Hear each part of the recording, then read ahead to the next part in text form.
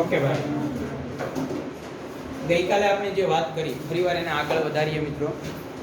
આમાં ઘણા બધા પોઈન્ટ એવા જ છે. દાખલા તરીકે તમને જે બંધારણ આપ્યા હોય તે બંધારણ છે એમાં લખેલું હોય છે કે મોટે ભાગે પરીક્ષાનો મુદ્દો નથી હોતો, પણ આપણે નીટ માટે એને આપણે અવગણી ના શકીએ, કારણ કે ઘણા બંધારણ એવા આપ્યા છે. એટલે એને થોડા તમારે ધ્યાનમાં લેવા મિત્રો, જેથી આપણે ઓળખી શકીએ એને. હવે આપણે આગળ વાત કરીએ તો ઔષધોના જુદા જુદા વર્ગોની ચિકિત્સકીય ક્રિયાઓ, મતલબ કે એના વર્ગીકરણની વાત આપણે કરી. હવે જુદા જુદા ઔષધો કે જેની ક્રિયા અલગ અલગ હોય, જે અલગ અલગ રોગ માટે ઉપયોગી થતી હોય, તો એની આધારે આપણે એનું વર્ગીકરણ અને એનો અભ્યાસ કરીએ. પહેલો પ્રશ્ન છે, એમાં પહેલો પોઈન્ટ છે પ્રતિ એસિડ પદાર્થ. જો નામ ઉપરથી એ દવા કોના માટે ઉપયોગી છે અને કયા રોગ માટે એનો ખ્યાલ આવી જશે. આ બધા પ્રકાર એવા છે કે એના નામ ઉપરથી આપણે કહી શકીએ. પ્રતિ એસિડ એટલે એસિડનું પ્રમાણ શું કરે છે? ઘટાડે છે. તમને બધાને ખબર છે કે આમ તો આપણા શરીરમાં પાચન થવા માટે, શરીરમાં ખોરાકના પાચન થવા માટે એસિડિક હોવું જરૂરી છે. એટલે અમુક ટકા તો એસિડ હોવો જ જોઈએ, પણ એસિડનું પ્રમાણ વધી જાય તો આપણે એને એસિડિટી કહીએ છીએ. અને એસિડિટીથી શરૂઆતના લક્ષણોમાં આપણને એ સામાન્ય રોગ લાગે છે, પણ લાંબા સમયે એ શરીરની બીજા બધા ઘણા બધા રોગ માટે જવાબદાર બને છે. અને જો એસિડિટીનું પ્રમાણ એટલે કે શરીરમાં એસિડનું પ્રમાણ જો ખૂબ જ વધી જાય તો મિત્રો બે આંતરડા વચ્ચે, નાના અને મોટા આંતરડા વચ્ચેનો જે ભાગ છે, જોડાણ ભાગ, એ એકદમ મુલાયમ હોય છે. અને જો એસિડનું પ્રમાણ લાંબા સમય સુધી એસિડિટી હોય, એના શરીરમાં એસિડનું પ્રમાણ વધુ હોય, તો એ આ જે મુલાયમ જે નરમ ભાગ છે એની દિવાલ ઉપર એ અસર કરે છે. ત્યાં એ શરૂઆતમાં એસિડને કારણે ડાઘા પડી જાય છે. અને જો લાંબા સમય સુધી એસિડિટી હોય તો એ ડાઘા પડેલા ભાગે ઘણી બધી વાર છિદ્ર પડે છે. અને જ્યારે આ આંતરડાના જોડાણવાળા ભાગે છિદ્ર પડે તો એ માણસનું આયુષ્ય ફક્ત 2 કલાક થઈ જાય. 2 કલાકમાં જો એ ઓપરેશન કરવામાં ના આવે, કારણ કે જે મળ ને એ બધો ભાગ છે, ખરાબ દ્રવ્યો છે, એ બધું આખા શરીરમાં ફેલાઈ જાય અને માણસ મૃત્યુ પામે. એટલે એસિડિટી છે એ આપણે એને સામાન્ય રોગ ગણીએ છીએ, પણ ઘણા બધા રોગોનું એ મૂળ છે. એટલે એસિડ શરીરમાં જરૂરી ખરો, પણ અમુક પ્રમાણ કરતાં વધે તો એ નુકસાનકારક છે.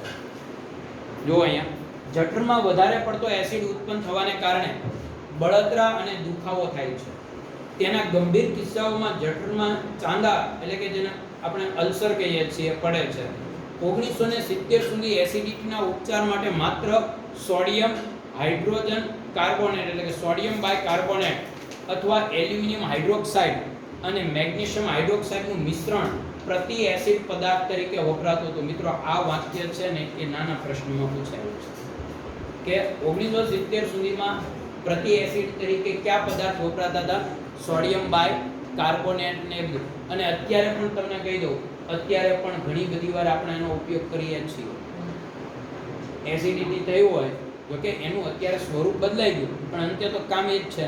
તો આપણે ઘણી બધી વાર પેલું ઇનો કે લઈએ છીએ. એટલે એ આપણને ટેમ્પરરી રાહત આપે છે, એ રોગને સંપૂર્ણ રીતે દૂર કરી શકતો નથી. પરંતુ વધુ હાઇડ્રોજન કાર્બોનેટ જઠરને આલ્કલાઇન બનાવી શકે છે. એટલે કે વધુ પડતો, કારણ કે સોડિયમ બાયકાર્બોનેટ છે બેઝિક છે મિત્રો.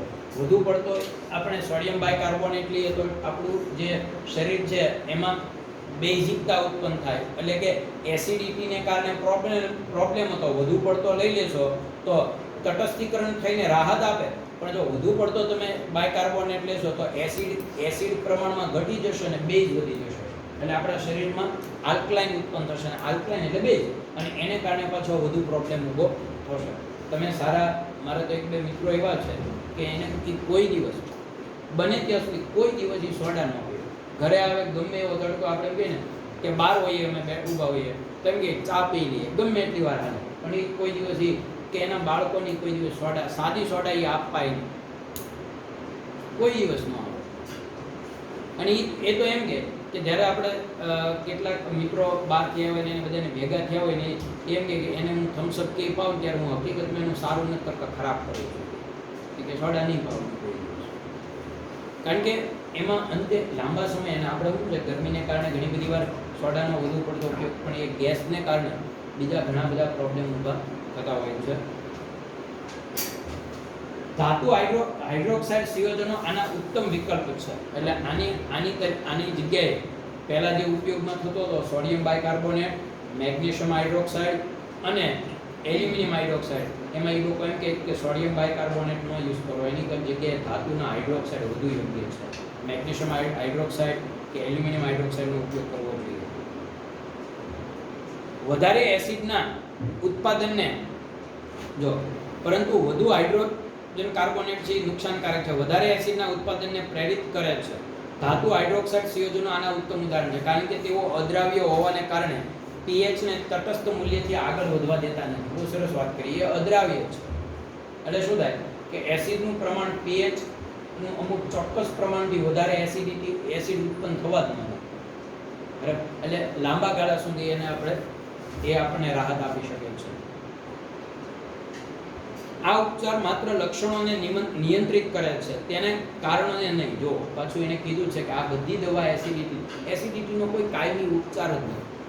એ લક્ષણોને દૂર કરે. લક્ષણો એટલે આપણને પેટમાં બળતરા થતી હોય, એસિડિટીના કારણે દુખાવા થતો હોય કે ગમે તે, એના અલગ અલગ કારણો. ઘણાને એસિડિટી થાય એટલે આખો દિવસ ઓડકાર આવ્યા કરે, ઘણાને એસિડિટી થાય એટલે માથું દુખે કારણ કે ગેસ ઉત્પન્ન થાય. એટલે ઘણા બધા લક્ષણો. આ લક્ષણોની અસર ઘટાડે એટલે આપણને એમ થાય રાહત થઈ, પણ હકીકતમાં એસિડિટીને સંપૂર્ણ રીતે નાબૂદ કરે એવી કોઈ દવા આમાંથી કોઈ છે નહીં. એટલે એનું નિયંત્રણ કરે છે. બરાબર? તેથી આ ધાતુ ક્ષારોથી દર્દીની સારવાર સરળતાથી કરી શકાતી નથી. આગળ વધેલી અવસ્થામાં જો મેં તમને કીધું કે જે પહેલા મુલાયમ ભાગ આંતરડાના ભાગ ઉપર ચાંદા પડે છે અને જો એસિડિટી આગળ વધે તો વધેલી અવસ્થામાં ચાંદા પ્રાણઘાતક હોવાને કારણે તેનો એકમાત્ર ઉપચાર જઠરના અસરગ્રસ્ત ભાગને દૂર કરવાનો છે.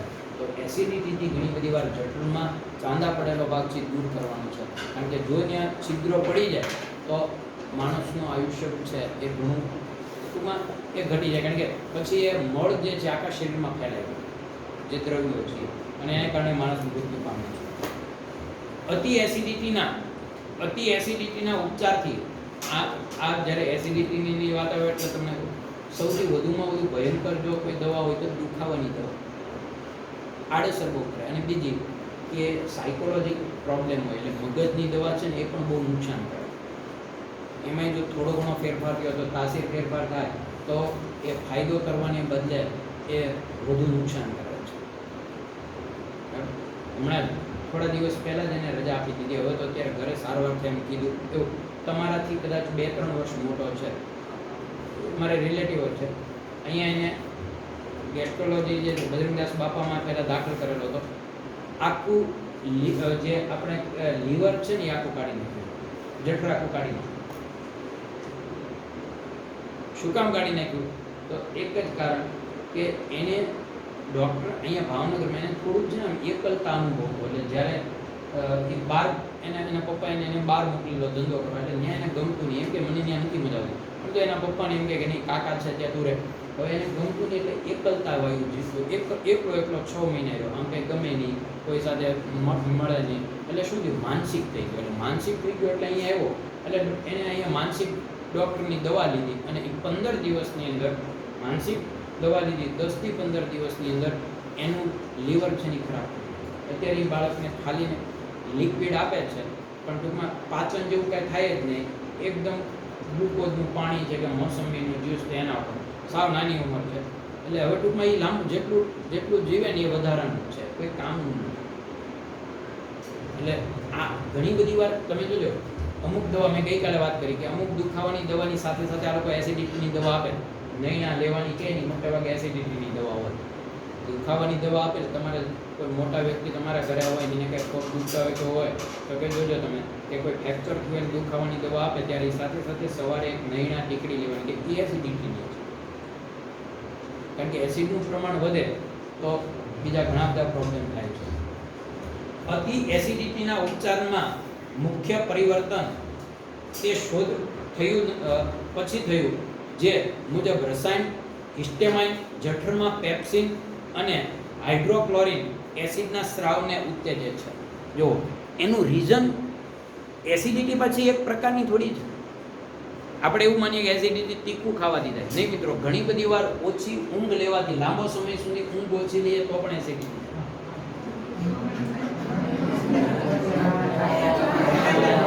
એટલે એવું નહીં કે થાય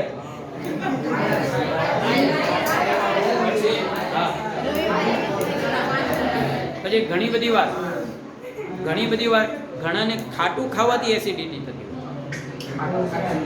ખાટું, અને ખાટામાં ખાસ કેવી વસ્તુ કુદરતી, જો દાખલા તરીકે લીંબુનું પાણી હોય તેનાથી ન થાય, પણ ખાસ કરીને આથો આવેલી વસ્તુ હોય ખાટી ખાવ તો પણ એસિડિટી થાય. એટલે એના ઘણા બધા કારણો છે.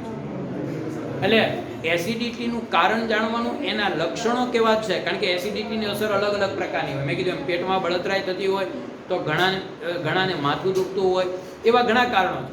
તો એને આધારે એનો યોગ્ય ઉપચાર કરી શકીએ. બાકી સામાન્ય રીતે એસિડિટીનો કાયમી કોઈ ઉપચાર આમાં આપવામાં આવતો નથી.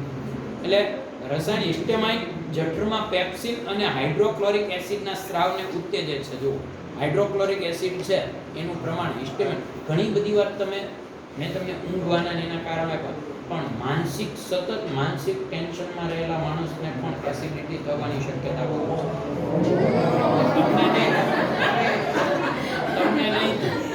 તમને શું બળતરા છે?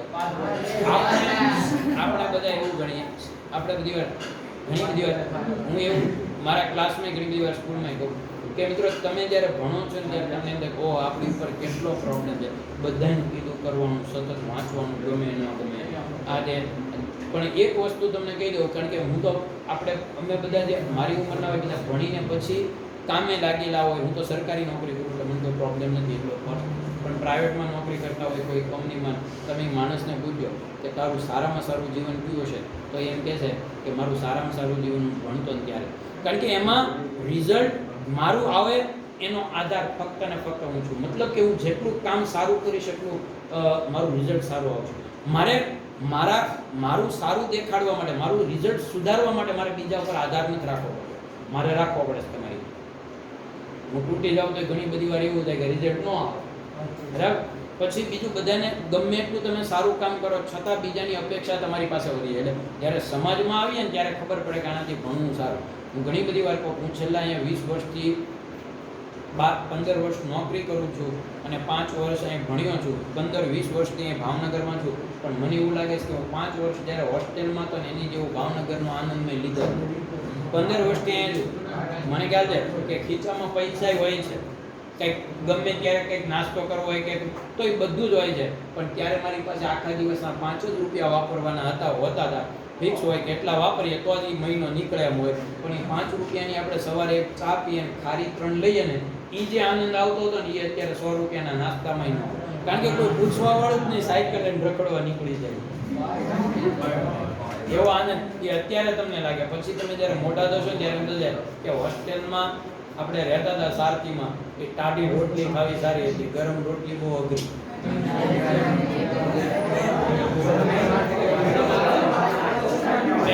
અત્યારથી સારું જ લાગે. વાત સાચી કે ગરમ બનાવી તો આપણે.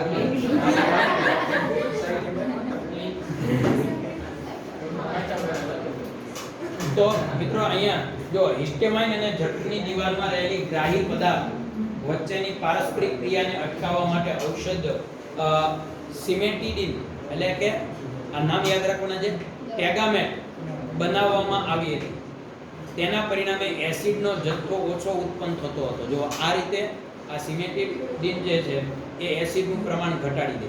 અને આ ઔષધનું મહત્વ એટલું બધું હતું કે જ્યાં સુધી રેનિટિડિન એટલે જેન્ટેક શોધાઈ ન હતી ત્યાં સુધી વિશ્વમાં એસિડિટી માટે કઈ દવા, તો આ ખાસ યાદ રાખજો, બે વસ્તુ અલગ છે કે પહેલા કઈ વપરાતી હતી સિમેટિડિન, અને હવે કઈ વપરાય છે આ દવાનો ઉપયોગ થાય છે. અહીંયા તમને બધાના બંધારણ આપ્યા છે, એમાં કાયમ નજર કરતી રહેવાની. શું કામ? કારણ કે પૂછાય તો આપણે આમાં બધા બહુ ઘણો ફેરફાર વાળા છે. એટલે પૂછાય તો આપણને ખબર પડે કે હિસ્ટેમાઇન શું છે, બરાબર, સિમેટિડિન શું છે કે રેનિટિડિન શું છે. એને આપણે બંધારણ પૂછાયું હોય તો આપણે એનું બંધારણ ઓળખી શકીએ મિત્રો. હવે પ્રતિહિસ્ટેમાઇન ઔષધો, જો પહેલું આપણે જોયું પ્રતિ એસિડ ઔષધ, પ્રતિહિસ્ટેમાઇન ઔષધો. હિસ્ટેમાઇન એક શક્તિશાળી વાહિકા વિસ્ફારક છે તેના વિવિધ કાર્યો છે. તે શ્વસન નળીઓ અને અન્ન નળીના લીસા સ્નાયુઓનું સંકોચન કરે છે અને અન્ય સ્નાયુઓ જેવા કે રુધિરની પાતળી વાહિનીઓની દિવાલોમાં રહેલા સ્નાયુઓને ઢીલા પાડે છે અને શરદીને કારણે નાસિકામાં થતો ભરાવો અને ફૂલોની પરાગરજને કારણે થતી એલર્જી માટે પણ હિસ્ટેમાઇન જવાબદાર છે. ટૂંકમાં હિસ્ટેમાઇન એટલે એક પ્રકારની એલર્જી છે અને એ એલર્જી અલગ અલગ કારણોથી થઈ શકે છે. એ એલર્જી અલગ અલગ કારણોથી થઈ શકે છે. ઘણાને અમુક દાખલા તરીકે અમુક ફૂલની અમુક ચોક્કસ ફૂલની સ્મેલ આવતી હોય તો પણ એને થતું હોય છે. મારી પાસે હું સ્પ્રે તમને ખબર હોય તમે 11માં આવ્યા ને ત્યારે ક્યારેક ક્યારેક સ્પ્રે નાખીને આવતો. હવે નથી નાખતો કારણ કે મને છે ને એક મોટી એલર્જી છે. ક્યારેક વધુ નખાઈ ગયું હોય ને તો આખો દિવસ મને શરદી હોય ને એવું જ લાગ્યા કરે. એટલે એમને પડ્યું રાખ્યું અને મેં લીધું તું શું કામ મારી સ્કૂલમાં બધા નાખે એટલે મને એમ થયું કરું આ બધા કરે તો ચાલો હું મને કઈ કામ ના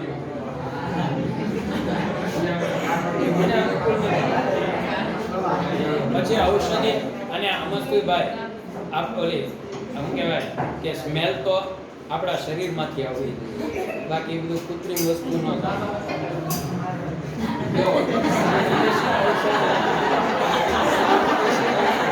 ઘણા બધા એવા હોય કે 3 વાર નાતા હોય પણ એના શરીરના જે એનો વાંક ન હોય. મારી સાથે એક છે મારો ભાઈબંધ મુકેશ કોડીવાળા, ત્યારે મોવામાં ફિઝિક્સમાં પ્રેક્ટિકલ ટીચર છે ફિઝિક્સમાં. એ ગમે એટલી વાર નાય પરસેવો વળે ને એટલે એ દુર્ગંધ જ મારે. એના કપડા બીજે દિવસે કોઈ અને પાછો એ એવી ટેવ વાળો છે એ એનો વાત નહોતો, નાય 3 વાર વધુ પાણી હોસ્ટેલમાં એ ઢોળતો પણ તોય દુર્ગંધ જ મારે કારણ કે એનો પરસેવો જ એવો હોય બરાબર.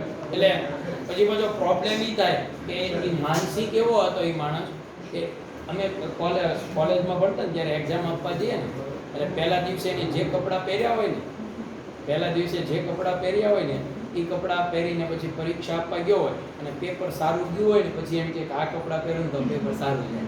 એટલે પછી બધા 5 પેપર હોય તો કાયમ ઈ જ કપડાં પહેરે એટલે પછી પાછું ધોઈ નાખે સાંજે કાયમ. એટલે હું એને એમ કહું મેં કીધું ધોમાં મૂકા મેં કીધું તો ધોઈશ ને તો જે શું કહેવાય કે ઓલું કળ છે ને એમાં એ નીકળી જાય ધોયા વગર કાયમ પહેરે ધોઈ નાખે.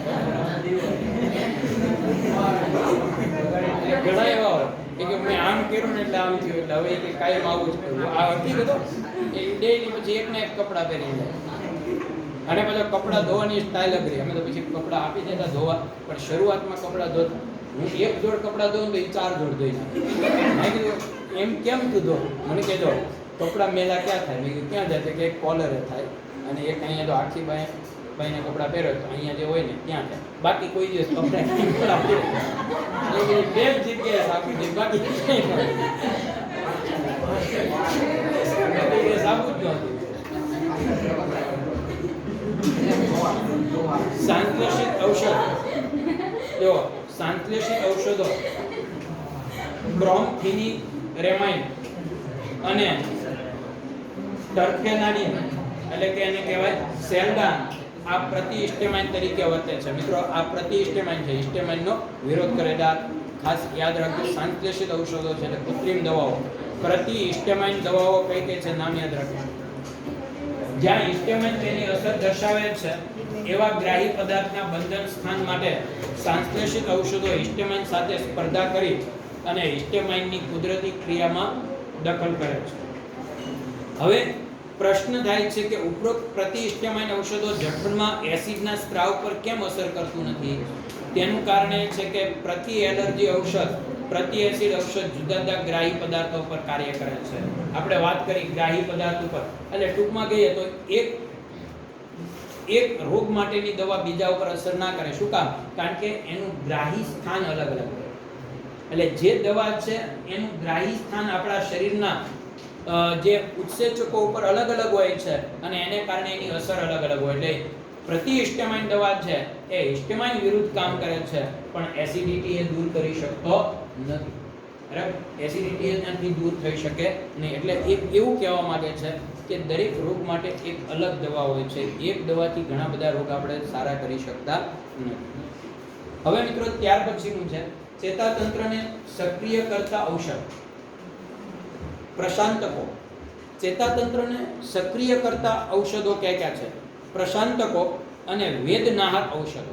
વેદનાહક એટલે દુખાવાની માટેની જે દવા આપણે લઈએ છીએ. હવે તમે જુઓ, ચેતાતંત્રને સક્રિય કરતા ઔષધો છે આ બંને. આ ઔષધો મુખ્ય ચેતા અને ગ્રાહી પદાર્થ વચ્ચેના સંદેશાની આપલે ક્રિયાવિધિને અસર કરે છે.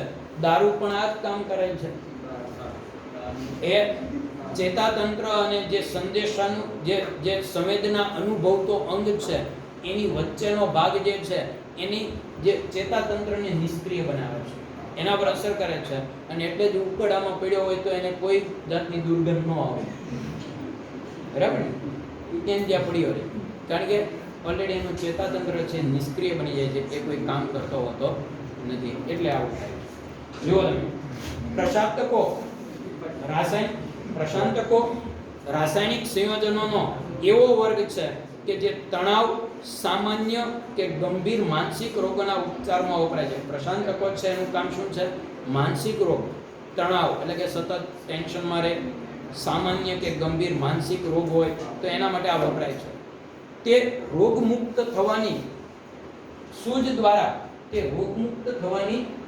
દ્વારા ચિંતા, તણાવ, તામસી પ્રકૃતિ કે ઉત્તેજનામાં રાહત આપે છે. એ રાહત આપે છે એવો શબ્દ અહીંયા વાપર્યો છે. તેઓ નિંદ્રાકારી ઔષધોમાં આવશ્યક ઘટક તરીકે હોય છે. જુઓ, અને આની અંદર નિંદ્રાકારી ઔષધ હોય, અને એટલે તમે જોજો માનસિક રોગ હોય એને દવા પીધા પછી શું થતું હોય છે? મોટે ભાગે ઊંઘ વધુ આવે છે, કારણ કે એમાં નિંદ્રાકારી દ્રવ્ય હોય છે. પ્રશાંતકો જુદા જુદા પ્રકારના જોવા મળે છે. તેઓ જુદી જુદી ક્રિયાવિધિ દ્વારા કાર્ય કરે છે. ઉદાહરણ તરીકે નોરાડ્રેનાલિન એક ચેતા પ્રેષિત એટલે કે ચેતા સંદેશાવાહક છે. તે વ્યક્તિની મનોદશામાં બદલાવ લાવે છે. વ્યક્તિની મનોદશા એટલે કે એની માનસિક વિચારવાની ક્ષમતા જેમાં ફેરફાર લાવે. જો કોઈ કારણસર નોરાડ્રેનાલિનનું પ્રમાણ ઓછું થાય તો સંદેશા માટેના સંકેત મોકલવાની ક્રિયા ધીમી પડી જાય. આપણા શરીરમાં આ જે દ્રવ્ય છે બનતું હોય, પણ જો એનું પ્રમાણ ઘટે તો સંદેશા વહનની ક્રિયા શું થાય છે? ધીમી પડે છે. અને એટલે ઘણી બધી વાર તમે કહે છે પેલું શરીરમાં ધ્રુજારી આવવી કે હાલવાની અથવા તો એનું બેલેન્સ નહીં રહેવું. તમે જો શરીરનું ઘણી બધી વાર બેલેન્સ નહીં રહેવું, આ બધા માટે જવાબદાર કોણ હોય છે? આ બધી ચેતાતંત્રની નિષ્ક્રિયતા જવાબદાર છે. અને આ વ્યક્તિ ઉદાસીનતા અનુભવે છે. ઘણી બધી વાર તમે ઘણા એવા વ્યક્તિઓને જોયા છે તમારી આસપાસના. એમ કહેવાય છે કે હકીકતમાં ભારતમાં લગભગ 80 થી 85% લોકો છે ને એ માનસિક રોગથી પીડિત છે. એમાં તમે હું કદાચ આવી જતા હશો, કારણ કે માનસિક અને એનો એક સૌથી શ્રેષ્ઠ નક્કી કરવા માટેનો હોય, પણ એ આપણને એટલી આડઅસર ન ઊભી કરતો હોય એટલે આપણને અસર. હું તમને એના લક્ષણો કહું તો તમે જો ક્યાંક ને ક્યાંક તમને એ લાગુ પડતો હોય. દાખલા તરીકે તમને કહું કે માનસિક રીતે સ્ટ્રોંગ વ્યક્તિ એવો જોઈએ કે એ એકલો બેઠો હોય ને છતાં એના મનમાં ખરાબ વિચાર જ ન આવે, કે માનસિક ઉદાસીનતા ન હોય. બોલવામાં કોઈ એવું નહીં. લગભગ આપણે બેઠા હોઈએ એમ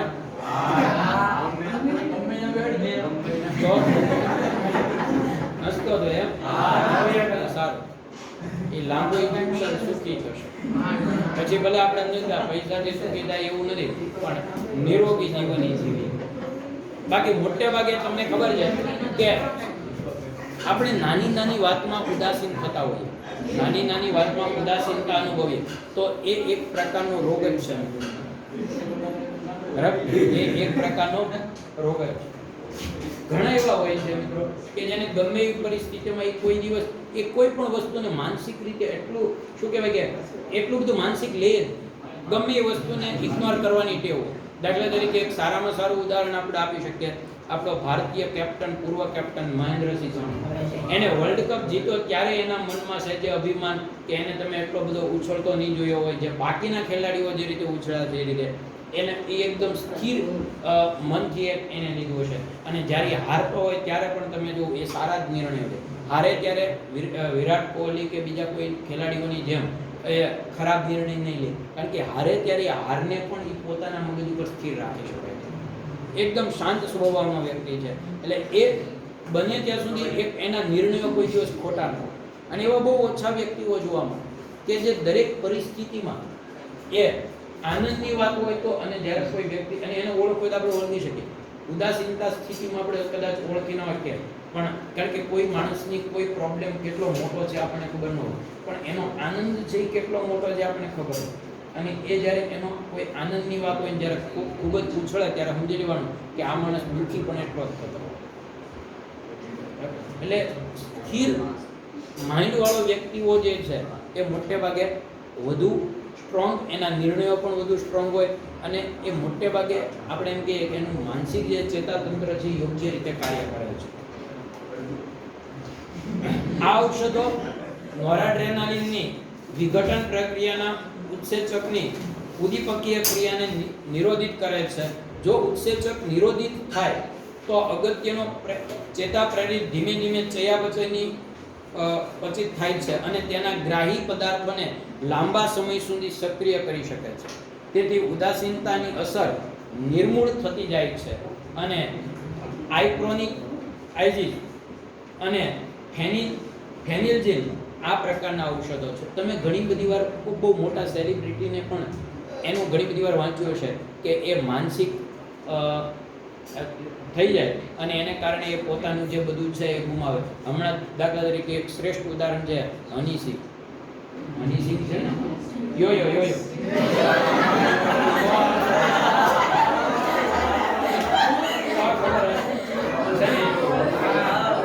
આગળ યોયો હની સિંહ.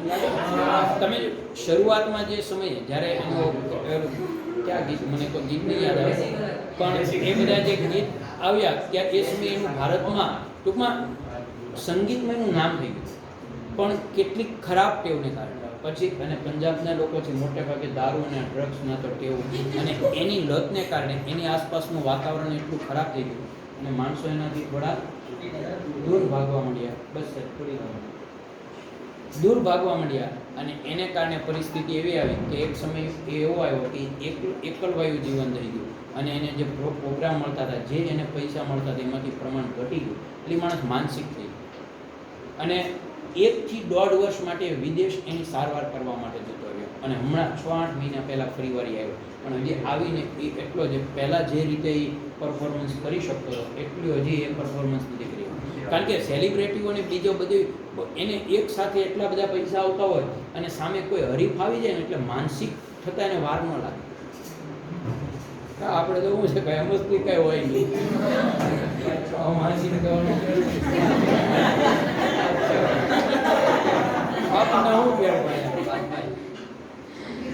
અને આપણે તો બધા બહુ શું કહેવાય કે તરત સ્વીકારી લેવાવાળા, એટલે આપણને બહુ માનસિક ન થાય.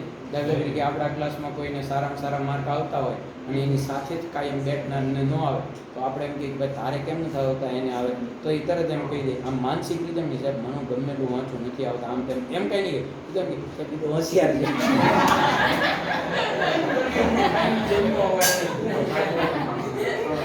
એક જ છે એનો હોશિયાર, ખબર નહીં એનું કારણ હું એ આપણને ગલત ન હોય એટલે તરત જ, એટલે આપણને કઈ માનસિક એટલા ન થાય, આપણે ગુમાવા જેવું કઈ હોય જ નહીં. કેટલાક પ્રશાંતકો જેવા કે ક્લોર ડાયઝેપોક્સાઇડ અને મેપ્રોબામેટ સાપેક્ષ રીતે મંદ પ્રક્ષાલકો છે. જો પ્રશાંતકો છે, મંદ પ્રશાંતકો છે કે જે ચિંતામાં રાહત આપવા માટે યોગ્ય છે. આ દવા છે મિત્રો, દવાના નામથી યાદ રાખજો. ઔષધિઓ ક્લોર ડાયઝેપોક્સાઇડ અને મેપ્રોબામેટ આ ધીમે ધીમે મંદ પ્રશાંતકો છે, મતલબ ધીમે ધીમે ચિંતામાં શું કરે છે, ઘટાડો કરે છે. ઇક્વાનિલ ઔષધ ઉદાસીનતા અને અતિ ચિંતાના નિયંત્રણમાં ઉપયોગી છે. એટલે ઉદાસીન વ્યક્તિ હોય તો એના માટે આ દવાનો ઉપયોગ કરવામાં આવે છે. પણ આ દવા લીધા પછી પણ માણસ કન્ટિન્યુ પાછો પોતાની મૂળ સ્થિતિમાં આવી શકે. કારણ કે એક વસ્તુ આપણે બધા જાણીએ છીએ કે મિત્રો આ બધી જે સારવાર લઈએ છીએ પણ માણસનું માઇન્ડ જ એવું થઈ ગયું હોય છે નેગેટિવ વિચારવાનું, તો કદાચ એને ટેમ્પરરી રાહત થાય પણ જે પરિવાર જે એ ઉત્સાહથી કામ કરી શકતો હતો એવું તો એ કરી શકવાનું.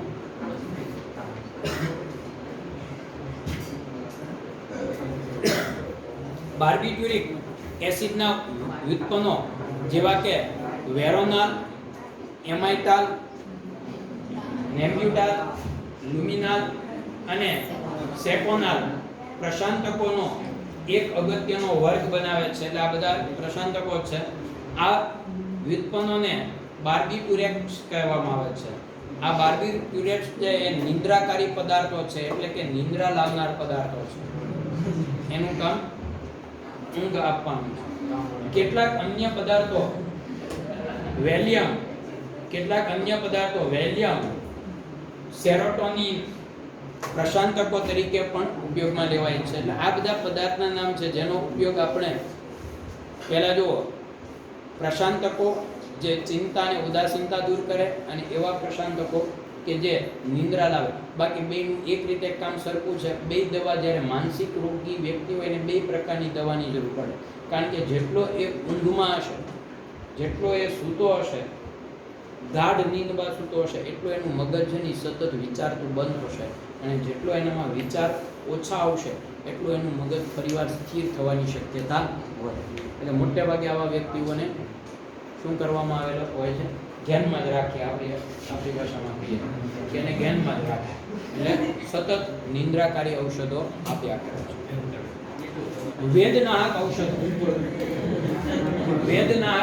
ઘણા એવા છે કે એને આ ઔષધની જરૂર જ ન હોય. આ ઔષધની તો જરૂર ન હોય, એની સાથે રહેવા વાળો અઠવાડિયું એની સાથે રહે તો એની ઔષધની જરૂર એને શું એટલે ઘણા બધા મિત્રો ઘણી બધી વાર આપણે જોઈએ કે ફ્રી હોય ને, દાખલા તરીકે મારી જ વાત કરું તો અમારા ગ્રુપમાં એવા ઘણા મિત્રો છે કે જેને રવિવાર હોય એટલે એને 12 વાગ્યા પછી બોલાવો તો 12 થી 5 કોઈ ન જ આવે. આપણે એમ કે ભાઈ ફ્રી હાલત કે નહીં, કે આજ તો યાર આરામ જ કરવાનો હોય, એટલે એવું માને કે ફ્રી હોય ને એટલે આરામ કરી જ લેવાય. મેક્સિમમ એને સૂવું હોય ને, હા એને સૂવું હોય ને તો બીજું કાંઈ ન હોય.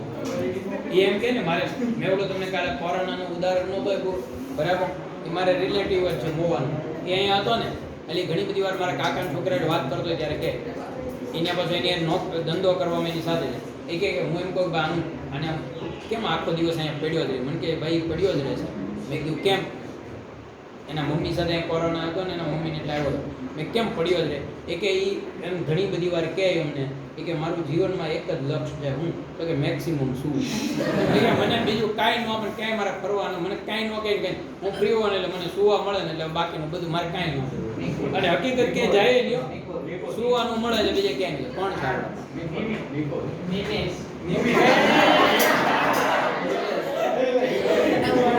હોય આપણામાં અમુક તો હોય. અને હમણાં મેં એવડો વિરાટ કોહલીનો કપિલ શર્મામાં આવ્યો તો હું મોબાઈલમાં જોતો ત્યારે તમારે એ કે વધુમાં વધુ ઊંઘ કોને આવે? તો એને શું કીધું ખબર? એ કે વધુમાં વધુ ઊંઘ એને કે રોહિત શર્માને આવે. તો કેમ? તો કે આ કે એવો મેં કોઈ વ્યક્તિ જ નથી જોયો કે કોઈ પણ જગ્યા હોય, કમ્ફર્ટેબલ હોય કે અનકમ્ફર્ટેબલ હોય, એને ઊંઘ આવી જાય, ગમે ત્યાં સુઈ જાય. અને આપણે કે પછી કે વધુ ગોળા કોણ મારે? તો ઓલા એ નામ આપ્યું કે જાડેજા. કે વધુ આમ તમારામાં ફેંકે કોણ? તો કે જાડેજા. કેમ હોય? પછી એને એના કારણો.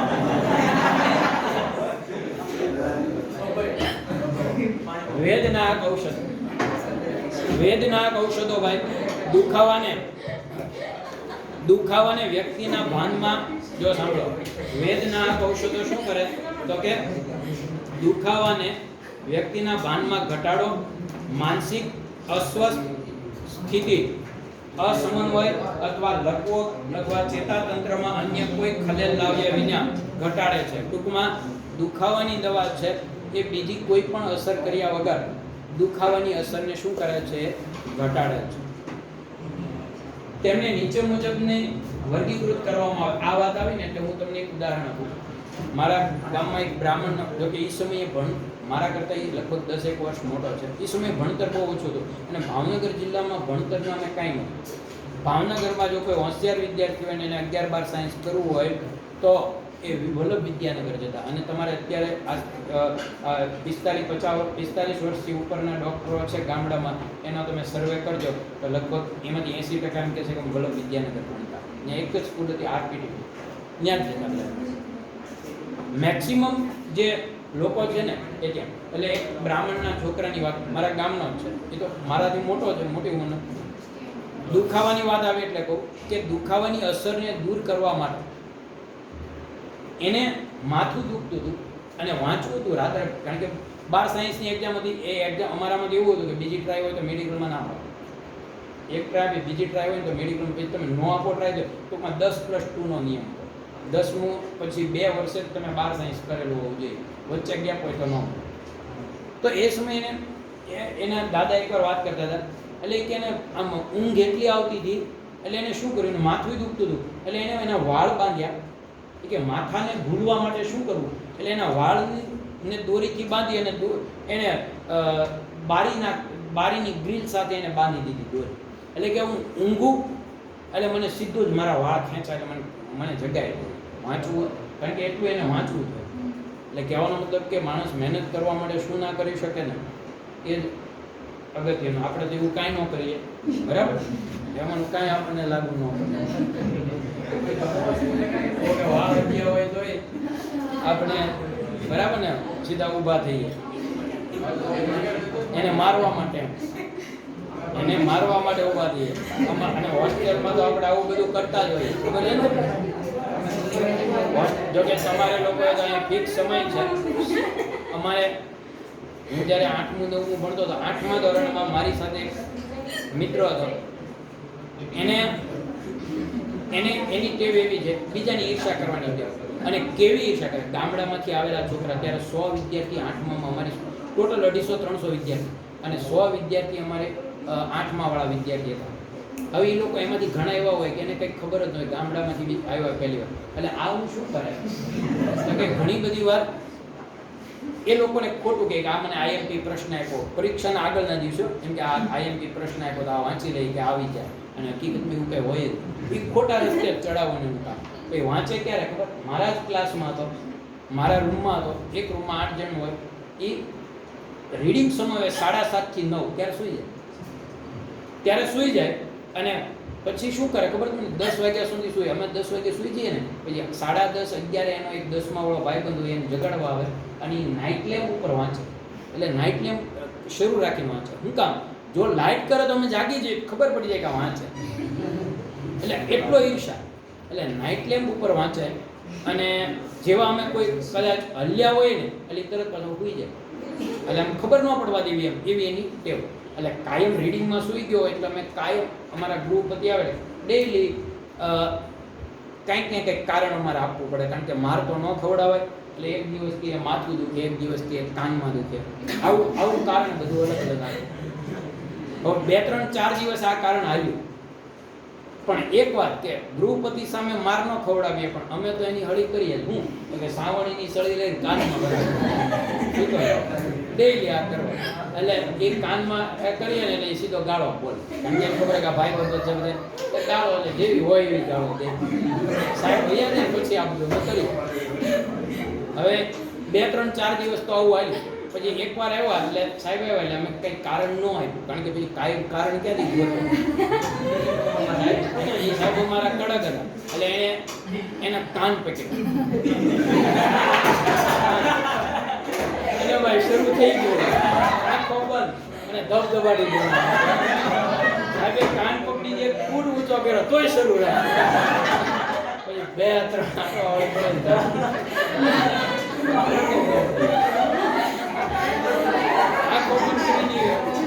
એવી જ રીતે બોલવા મળ્યો, જાણેથી અમને કોઈને જ આપો.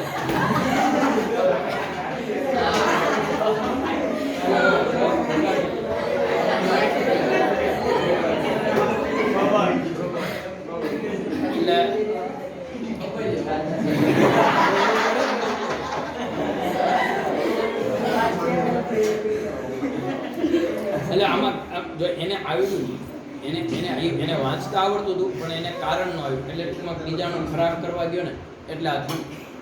એમાં એક બીજો મિત્ર એવો હતો કે જેને ઓલરેડી આંખમાં વાંચતા નહોતો. અત્યારે ખોટું નહીં, અત્યારે એગ્રોની દુકાન સંભાળે છે.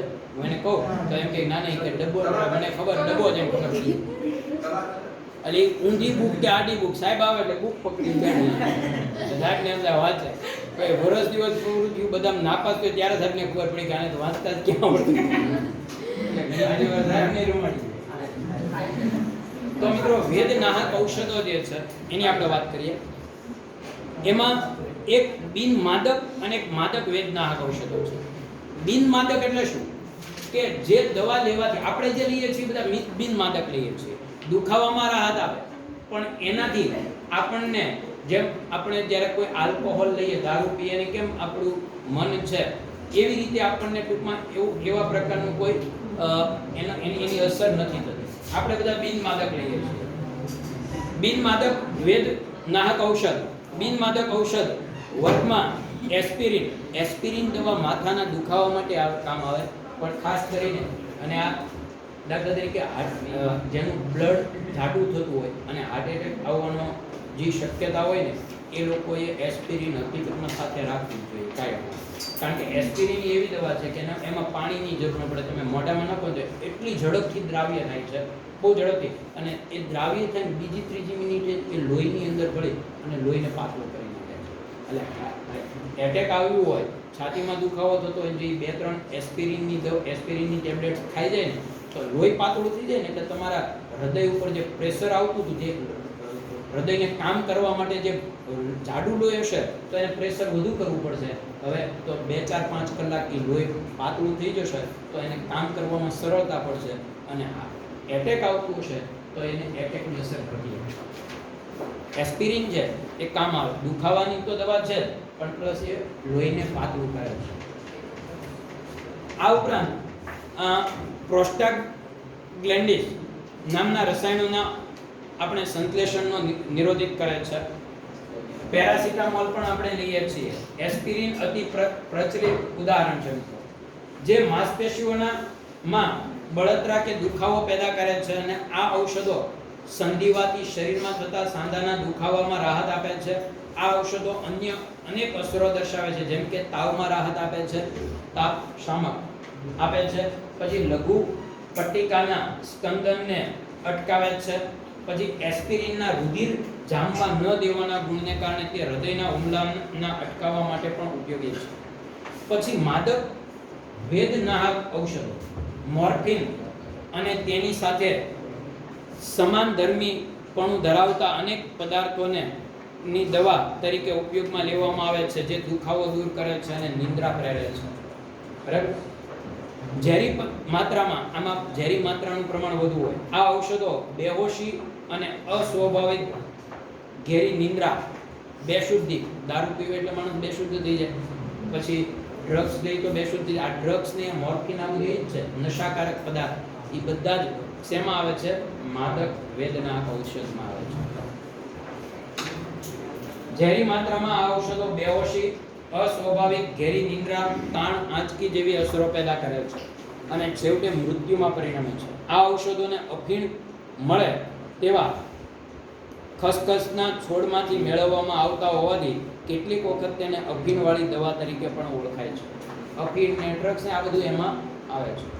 આ વેદનાહક ઔષધો મુખ્યત્વે ઓપરેશન પછીના દુખાવા ક્યારે ઉપયોગમાં લઈએ છીએ? વેદનાહક દવા ઓપરેશન પછીના દુખાવા, હૃદયના દુખાવા, અંતિમ અવસ્થામાં ના કેન્સરના દુખાવા અને પ્રસૂતિ દરમિયાનના દુખાવામાંથી રાહત મેળવવા માટે ઉપયોગમાં લેવાય છે. આ બધી દવાનો ઉપયોગ આપણે ત્યાં કરીએ છીએ. પછી જે પ્રતિસૂક્ષ્મજીવી ઔષધો, મિત્રો પ્રતિસૂક્ષ્મજીવી ઔષધો છે જે જીવાણુઓનો નાશ કરે. પ્રતિસૂક્ષ્મજીવી એટલે શું? સૂક્ષ્મજીવોનો નાશ કરે. દાખલા તરીકે મેલેરિયાની દવા હોય કે એ બધી આમાં જ અત્યારે આપણે કોરોનાની પ્રતિ સૂક્ષ્મજીવી દવાની શોધમાં છીએ પણ મળતી નથી. બરાબર ને? કોરોના જે એક પ્રકારનો સૂક્ષ્મજીવ છે અને એને અટકાવવા માટે જે દવાનો યુઝ થશે એને આપણે પ્રતિ સૂક્ષ્મજીવી ઔષધ કહીએ. બરાબર? આનો ઉપયોગ આપણે મોટાભાગે ઘણી બધી જગ્યાએ, કારણ કે મોટાભાગના રોગ છે એ તમે જુઓ શારીરિક પ્રોબ્લેમને લીધે થતા રોગ આગળ આપણે કીધા કે કાંઈ શારીરિક ક્રિયામાં પ્રોબ્લેમ થાય. હવે જે રોગ આવશે બધા સૂક્ષ્મજીવોને કારણે થતા રોગો છે અને મોટાભાગે આપણે એનાથી વધુ અસર અનુભવતા હોઈએ છીએ. મનુષ્ય અને પ્રાણીઓમાં રોગો જુદા જુદા પ્રકારના સૂક્ષ્મજીવો જેવા કે બેક્ટેરિયા, વાયરસ, ફૂગ કે અન્ય રોગકારકો દ્વારા થાય છે. પ્રતિ સૂક્ષ્મજીવી ઔષધો પસંદગીયુક્ત બેક્ટેરિયા, બરાબર? એટલે એને જો મિત્રો એક વાત ખાસ ધ્યાનમાં રાખજો, અત્યારે આપણે મોદી સાહેબે મેલેરિયાની દવા વિદેશમાં ઘણા દેશે મંગાવી એટલે એવું આપણને મનમાં થઈ ગયું વાહ વાહ ભારત છે એ આત્મનિર્ભર બની ગયું. કેમ? તો કે આપણી પાસેથી દવા અમેરિકાવાળા મંગાવવા માંડ્યા. પણ મેલેરિયા આપણે અહીંયા જ થાય છે, અહીંયા જ ગંદકી છે, ત્યાં થોડી ગંદકી છે, ત્યાં થોડી થાય, ત્યાં મેલેરિયાની દવા જરૂર જ નથી પડતી, કારણ કે મેલેરિયા થતો જ નથી, અહીંયા થાય છે. એટલે કોરોનાના રોગ માટે બધી જ દવા ટ્રાય કરી, બધા સૂક્ષ્મજીવો પ્રતિ સૂક્ષ્મજીવી જે ઔષધિઓ છે બધાની ટ્રાય કરી દીધી. મેલેરિયાની દવા આપી દીધી, ગમે તે આપી દીધી, કારણ કે ક્યાંક ને ક્યાંક અટકે તો એ. પણ મિત્રો એક વાત કે દરેક સૂક્ષ્મજીવ માટે અમુક ચોક્કસ દવા હોય છે. દાખલા તરીકે બેક્ટેરિયાનો નાશ કરતી હોય એને પ્રતિ બેક્ટેરિયાકારક દવા કહેવાય. બરાબર? વાયરસનો નાશ કરે તો એને પ્રતિ વાયરસકારક દવા કહેવાય. એટલે બધા માટેનો નાશ કરવા માટે, બધાની અસર ઘટાડવા માટે દવા અલગ અલગ હોય છે. બેક્ટેરિયા હોય તો એને પ્રતિ બેક્ટેરિયાકારક કહેવાય. ફૂગનો નાશ કરે તો પ્રતિ ફૂગકારક દવા કહેવાય. અત્યારે કોરોનાની સાથે સાથે ફંગલ ઇન્ફેક્શન પણ બહુ વધી ગયું અને છેલ્લા મરણ બધા મોટા ભાગે એને કારણે થયા છે. બરાબર? અને એનું એ થવાનું કારણ શું છે? તો એક થવાનું કારણ મોટે ભાગે આપણા દવાખાનાની બેદરકારી અને આપણી, કારણ કે જે ઓક્સિજન આપે છે એમાં તમને ખબર છે, ઓક્સિજન તમે કોઈ દિવસ ગયા હોય, ઓક્સિજન આપતા હોય જે વ્યક્તિને જોયું હોય તો ખ્યાલ હશે કે ઓક્સિજનની પાઇપ હોય ને એની સાથે એક પાણીનું પેલું જોડેલું હોય બીકર, એમાંથી પાણી જે ઓક્સિજન છે એમાંથી પસાર થાય. એટલે ગરમ પાણી જે પાણીની બાષ્પ ઓક્સિજનની સાથે આવે. પણ મિત્રો એ પાણી એને ડિસ્ટિલ વોટર યુઝ કરવું જોઈએ, શુદ્ધ પાણી. એના બદલે ગમે તે પાણી ભરી દે. હવે પાણીમાં ક્ષાર ને એ બધું, એટલે શ્વાસમાં તમારા શ્વાસમાં સતત પાણી આવે એટલે શું થવાનું છે? ફંગલ થવાનું છે. ભેજને લીધે ફંગલ થાય. બરાબર? ઘણાને તો એવો પ્રશ્ન થયો છે કે વધુ પડતા નાશ લેવાથી, પાણીની વરાળ વધુ પડતી લેવાથી ફેફસામાં પાણી ભરાય જાય. એટલે એ પણ એટલું બધું તો સારું નથી. અત્યારે ગુજરાતમાં વધુમાં વધુ પ્રોબ્લેમ આના થવા મળ્યા. આપણા જેવા સિટીમાં નહીં, મોટા સિટીમાં બધે વધુ પડતો નાશ લેવાથી અત્યારે એની અસર, પછી વધુ પડતા ઉકાળા પીવાથી એની અસર થાય હાનિકારક, પછી લાંબા ગાળે ખબર પડે. તો આ બધી પ્રતિજીવીઓ ને જે દવા હોય, ટૂંકમાં બધા વાયરસ જીવાણુ માટે અલગ દવા છે. વાયરસ હોય તો એને પ્રતિ વાયરસકારક કહેવાય. બરાબર? અથવા તો એને પરજીવીઓ માટે પ્રતિ પરજીવીકારક કહેવાય. જેવા સૂક્ષ્મજીવોનો નાશ કરવા માટે, વૃદ્ધિ રોકવા માટે, નાશ કરવા અથવા તો વૃદ્ધિ રોકવા માટે. નાશ ક્યારે થાય? જ્યારે અંદર દાખલ થઈ જાય પછી. અને વૃદ્ધિ રોકવા એટલે હું? રસી જે વૃદ્ધિ રોકે એનું કામ શું છે? વૃદ્ધિને રોકવું. સૂક્ષ્મજીવોની રોગકારક ક્રિયાને નિરોધક માટેનું વલણ દર્શાવે છે. પ્રતિજીવીઓ જીવાણુનાશી અને સંક્રમણ હારકો બે પ્રકારની હોય છે. પ્રતિજીવીઓ એટલે હું? જીવાણુ શરીરમાં દાખલ થયા એને મારવાના છે. અને સંક્રમણ હારકો એટલે એનું સંક્રમણ થતું જ અટકાવવાનું છે. એને રસી કહેવાય. એ સંક્રમણ હારક જે દવા હોય એને આપણે રસી કહીએ છીએ. એ આપણા શરીરમાં એ જીવાણુ દાખલ થયા પહેલા આપણે લઈ લઈએ છીએ, જેથી આપણા શરીરમાં જ્યારે એ આવે તો એનું સંક્રમણ થઈ શકે નહીં, સીધો જ એ નાશ પામે છે. ટૂંકમાં સીધું એનું અટકાવે છે. શરીરમાં નુકસાન થયા વગર એ આપણને દૂર કરે છે. પ્રતિજીવીઓ માનવ તથા પ્રાણીઓ માટે ઓછા ઝેરી હોવાને કારણે સંક્રમણના ઉપચારમાં ઉપયોગી છે. એની કોઈ આડઅસર ઓછી છે. શરૂઆતમાં પ્રતિજીવોની સૂક્ષ્મજીવોમાંથી, એટલે કે બેક્ટેરિયા, ફૂગ અને મોલ્ડ મળતા રાસાયણિક પદાર્થો તરીકે વર્ગીકૃત કરવામાં આવતા હતા કે જે સૂક્ષ્મજીવોની વૃદ્ધિને નિરોધિત કરતા અથવા નાશ કરતા હતા. એટલે જેનો નાશ, દાખલા મેં તમને ન કીધું બેક્ટેરિયાનો નાશ કરે તો એને પ્રતિબેક્ટેરિયાકારક, ફૂગનો નાશ કરે તો પ્રતિફૂગકારક, આમ પહેલા ઓળખવામાં આવતા હતા. સંશ્લેષિત પદ્ધતિઓના વિકાસ કેટલાક એવા સંયોજનોના સંશ્લેષણમાં મદદરૂપ થાય છે કે જે મૂળ રીતે સૂક્ષ્મજીવોમાંથી મળતી નિપજો તરીકે શોધાયેલા. અને હવે સંશ્લેષિત એટલે હવે ક્યાંથી મળી છે એને આધારે આપણે વર્ગીકરણ કરીએ છીએ. આ પ્રતિજીવીઓ ક્યાંથી મળે છે એને આધારે પણ વર્ગીકરણ થાય. કેટલાક સંપૂર્ણ સંશ્લેષિત સંયોજનો પણ પ્રતિબેક્ટેરિયાકારક સક્રિયતા ધરાવતા હોય છે અને તેથી પ્રતિજીવીઓની વ્યાખ્યામાં સુધારો કરવામાં આવે છે. હવે પ્રતિજીવીઓ એવા પદાર્થોને કહેવાય છે કે જે પૂર્ણ અથવા આંશિક રીતે રાસાયણિક સંશ્લેષણ દ્વારા પ્રાપ્ત થાય. જુઓ, સરસ વાત કરી. શરૂઆતના સમયમાં મિત્રો પ્રતિજીવીઓ ક્યાંથી લેવામાં આવતા હતા? તો કે, અને આપણે એવું જ બોલીએ છીએ ને કે ભાઈ રસી શું છે? રસી એ શું છે? રસી એ હકીકતમાં એવો પદાર્થ છે કે જે બેક્ટેરિયાને કે જે સૂક્ષ્મજીવને તમારા શરીરમાં આવતો અટકાવવો હોય એમાંથી જ બનેલી હોય. એમાં પણ એને મૃત અવસ્થામાં કરી નાખે. ઓરી હોય તો ઓરીના જે જીવાણુઓ છે એને મૃત અવસ્થામાં તમારા શરીરમાં દાખલ કરે એટલે તમારા શરીરમાં એ પ્રકારની એન્ટીબોડી ઉત્પન્ન થઈ જાય કે જ્યારે વાસ્તવમાં ઓરીના વાયરસ તમારા શરીર ઉપર આક્રમણ કરે ત્યારે પહેલેથી જ ઉત્પન્ન થયેલો એન્ટીબોડી છે એને શું કરી નાખે? નાશ કરે. એટલે એની વૃદ્ધિ જ ન થવા દે શરીરમાં. એને એ આપણા શરીર ઉપર એનું આક્રમણ થતું જ અટકાવી દે. જેવા દાખલ થાય એટલે તરત નાશ કરે છે. તો એ બેક્ટેરિયા, જે બેક્ટેરિયાને અટકાવવાના છે એ જ બેક્ટેરિયા, એ જ વાયરસ કે એ જ જીવાણુમાંથી એ દવા બનતી હોય. અને ઘણી બધી વાર રસાયણોમાંથી એટલે કે કેમિકલમાંથી કૃત્રિમ રીતે બનતી હોય. અત્યારે બે રીતની દવાઓ છે એ પ્રતિજીવાણુનાશી હોય છે કે એ જીવાણુમાંથી બનતી હોય અને સંશ્લેષિત એટલે કે રાસાયણિક સંશ્લેષણ દ્વારા રાસાયણિક રીતે પણ બનતી હોય છે. જે ઓછી સાંદ્રતામાં જીવાણુ સૂક્ષ્મજીવોની ચયાપચયની પ્રક્રિયાઓને ખલેલ પહોંચાડીને તેની વૃદ્ધિને અટકાવે છે. એટલે સૂક્ષ્મજીવોને અટકાવે છે અને તેમનો નાશ કરે છે.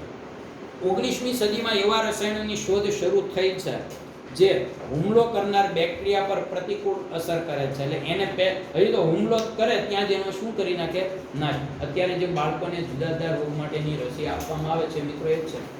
પોલિયોને ખાલી કલ્પના કરો કે જે રોગ આપણે ઘણી બધી વાર એમ કે ભગવાન આપણે જોયા નથી. હા છે 100%, પણ આપણે જોયા નથી.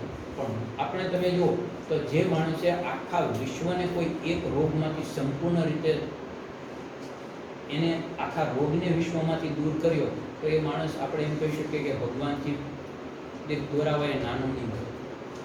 એની પાસે એટલી તાકાત હશે કે જેને આખા વિશ્વને એ રોગમાંથી બહાર કાઢી શકે.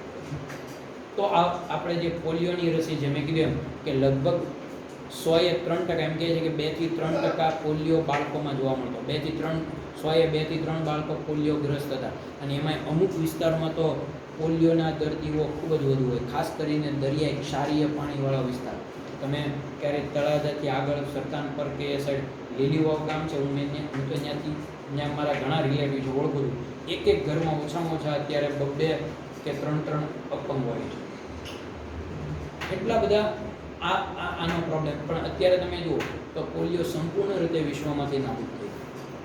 શીતળાનો રોગ, બરાબર, આપણે તો શીતળા માતા બેસાડી દીધા હતા, પણ શીતળાનો રોગ છે એ એક રસીથી સંપૂર્ણપણે આખા વિશ્વમાંથી નાબૂદ થઈ ગયો. તો આ જે દવા છે એ આપણા શરીરમાં રસી સ્વરૂપે લઈએ છીએ એટલે જ્યારે એ આક્રમણ કરે છે આ વાયરસ કે જીવાણુ, ત્યાં જ એનો નાશ થઈ જાય છે. એટલે આપણા શરીરને એ અસર કરી શકતો. પરંતુ યજમાન પર નહીં. જો પ્રતિકૂળ અસર ઉત્પન્ન કરે છે એટલે એ બેક્ટેરિયાને મારી નાખે છે, પણ આપણા શરીર ઉપર કોઈ અસર કરતો નથી. જર્મન જીવાણુ વૈજ્ઞાનિક પોલ એહરલેચ-લીચે આ વિચાર રજૂ કર્યો. તેમણે સિફિલિસના ઉપચાર માટે ઓછા વિષાણુ એટલે ઓછો ઝેરી પદાર્થ તૈયાર કરવાના હેતુથી આર્સેનિક આધારિત બંધારણોની ચકાસણી કરી અને તેને આર્સફેનેમાઇન ઔષધ વિકસાવી, જે સાલ્વરસેન નામથી ઓળખાય છે. આ દવા પોલ એહરલેચે 1908માં આ શોધ માટે ઔષધ ક્ષેત્રમાં એને નોબેલ પારિતોષિક એને મેળવ્યું. સિફિલિસ માટે શોધાયેલ પ્રથમ અસરકારક ઉપચાર આ હતો. જો કે સાલ્વરસેન માનવ માટે ઝેરી હોય, થોડું ઝેરી હતું, પરંતુ તેની અસર સિફિલિસ ઉત્પન્ન થતા સ્પાયરોકિટ જીવાણુ પર મનુષ્ય કરતાં વધારે હતી. જો એટલે જીવાણુને વધુ નુકસાન કરતો હતો, એટલે આપણા માટે ઝેરી તો હતી પણ છતાં લેવી પડતી હતી, કારણ કે બીજું કોઈ ઓપ્શન ત્યારે હતું નહીં. આ સમયગાળામાં એરલિચ પણ એજોરંગકો પર કાર્ય કરી રહ્યા હતા. તેમણે નોંધ્યું કે સાલ્વરસેન અને એજોરંગકોના બંધારણમાં સામ્યતા છે અને આર્સ ફેનેમાઇનમાં હાજર આર્સેનિક જે છે તત્વ હાજર છે, એની સાંકળ એજોરંગકોમાં પણ હાજર છે. એને કીધું કે એજોરંગકો અને આ દવામાં સામ્યતા છે, બરાબર. જેમ એજોરંગકોમાં નાઇટ્રોજનની સાંકળ છે, એમ અહીંયા કોની સાંકળ છે? આર્સેનિકની સાંકળ. આર્સેનિક પરમાણુ નાઇટ્રોજન પરમાણુના સ્થાને હોય છે, ખાલી એટલો ફેર છે. તેમણે એ પણ નોંધ્યું કે પેશીઓ પસંદગીયુક્ત રંગકો દ્વારા રંગાય છે. તેથી એરલિચે એવા સંયોજનોની શોધ કરી કે જેનું બંધારણ એજોરંગકોને મળતું આવતું હોય અને બેક્ટેરિયા સાથે પસંદગીયુક્ત જોડાતો હોય. અને 1932માં તે પ્રથમ અસરકારક પ્રતિબેક્ટેરિયાકારક પ્રોન્ટોસીલ બનાવવામાં સફળ થયા હતા, જેનું બંધારણ સાલ્વરસેન સંયોજનને મળતું આવે. તરત જ શોધવામાં આવ્યું કે શરીરમાં પ્રોન્ટોસીલ સલ્ફાની લેમાઇડ તરીકે ઓળખાતા સંયોજનમાં રૂપાંતરણ થાય છે, જે વાસ્તવમાં સક્રિય સંયોજન છે.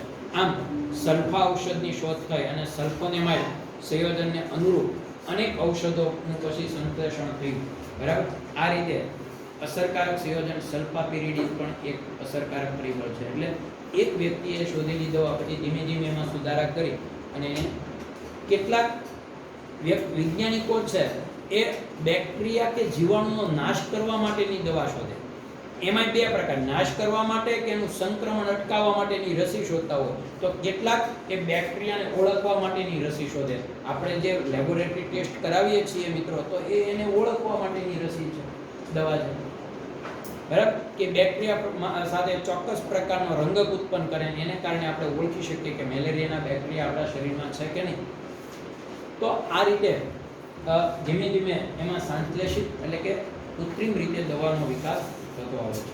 ઓકે, વધુ આપણે આવતીકાલે જોઈશું.